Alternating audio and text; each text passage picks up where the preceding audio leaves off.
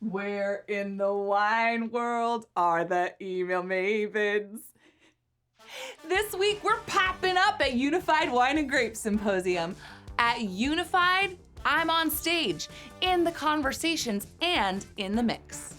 That means I'm not just hearing what people say they're struggling with.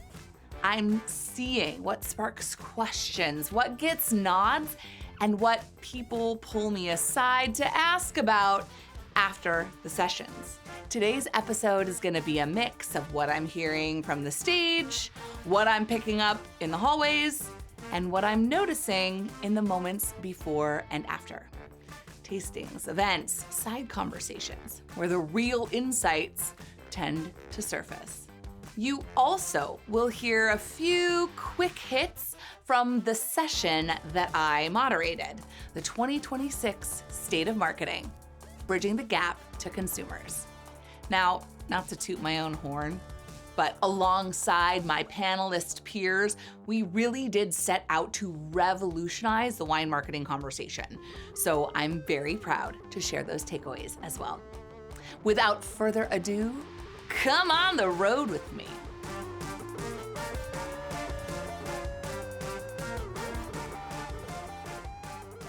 So day one, we rolled into Sacramento and walked straight into Rooted in Story, which I don't think the H2 of this was farmers as influencers, but that was kind of my takeaway. It was so much more about what happens in winemaking, in the vineyards, what's the backstory of the kind of the behind the scenes that, Morgan, one of the panelists, even said, like, what we think is sort of just like mundane is fascinating to people. So I think there's something there about the untold stories, the kind of behind the scenes pieces that we might think are boring, but that go into creating exceptional wine.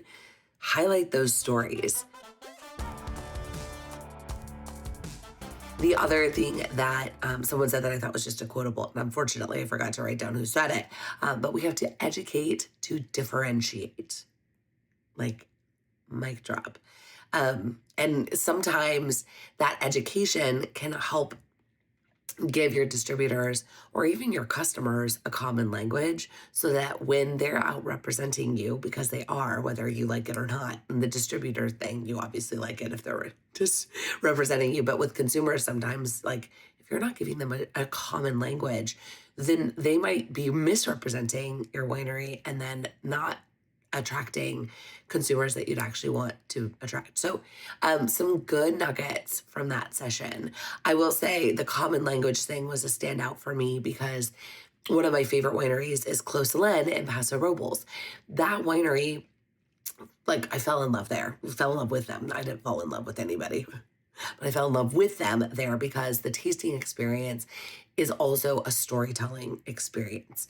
And I had the privilege of working with them to create a welcome series for their winery that channeled some of that magic into their email experience. So if you hadn't visited them before, you still got a taste of what really differentiates their winery and their brand. And that love story that started that winery is now a consumer love story.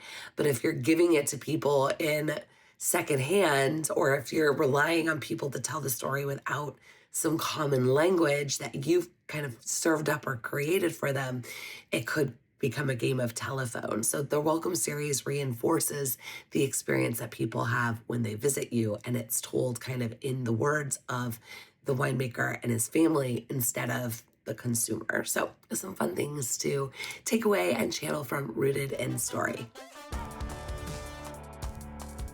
Everything that they talked about when it comes to pitching your winery and getting coverage in any kind of outlet seemed like stuff that would matter for sending more effective email marketing campaigns. I was like, I could say everything that you just said, but instead of, the Wine Business Monthly as the publication, it's this group of your best customers. There's so much noise, which is what one of the panelists called out.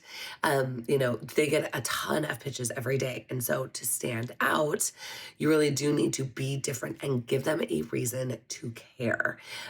Why does this matter? Who is this for? And, when we talk about email marketing strategy, we are always thinking, who is this for? Why does it matter to them? What's in it for them?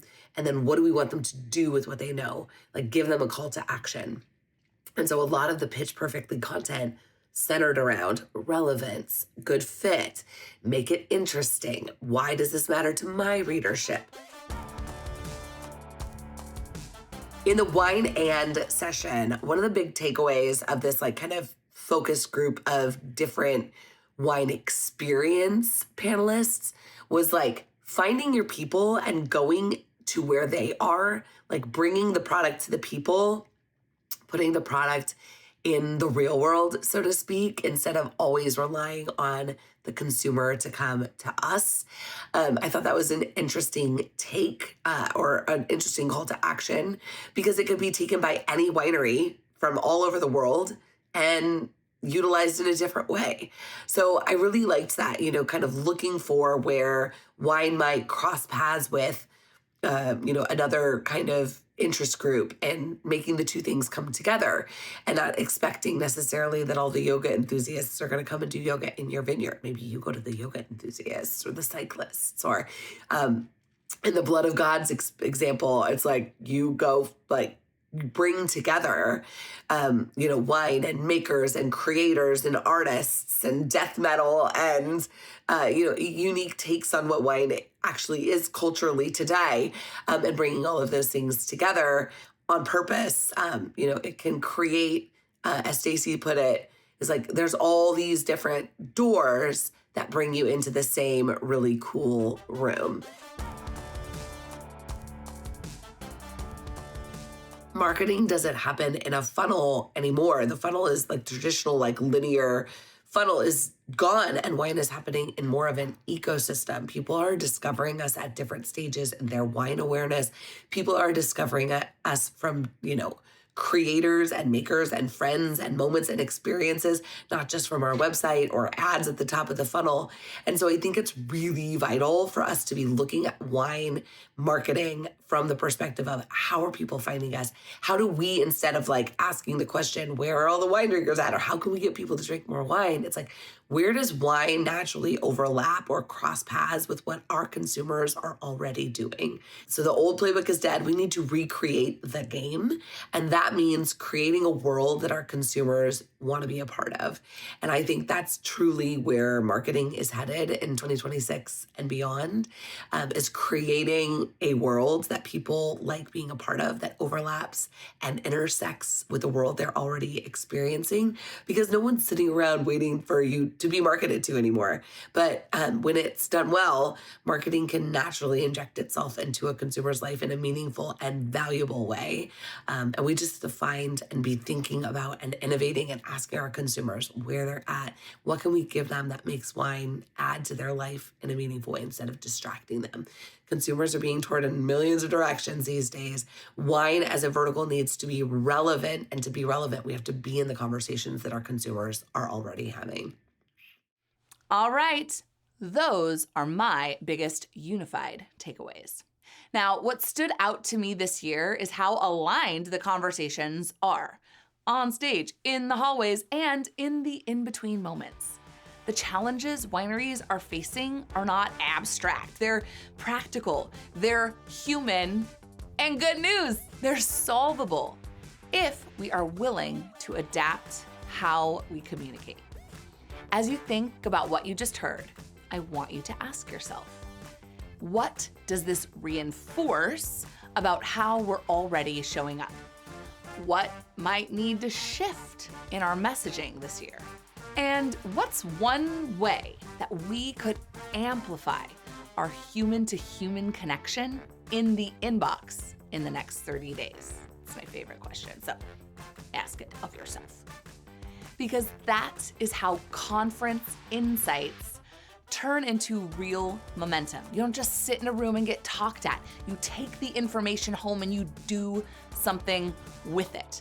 All right, if these on the road episodes are helpful, make sure you subscribe to the Email Mavens YouTube channel, because we are still out in that wine world, connecting the dots and bringing the good stuff home.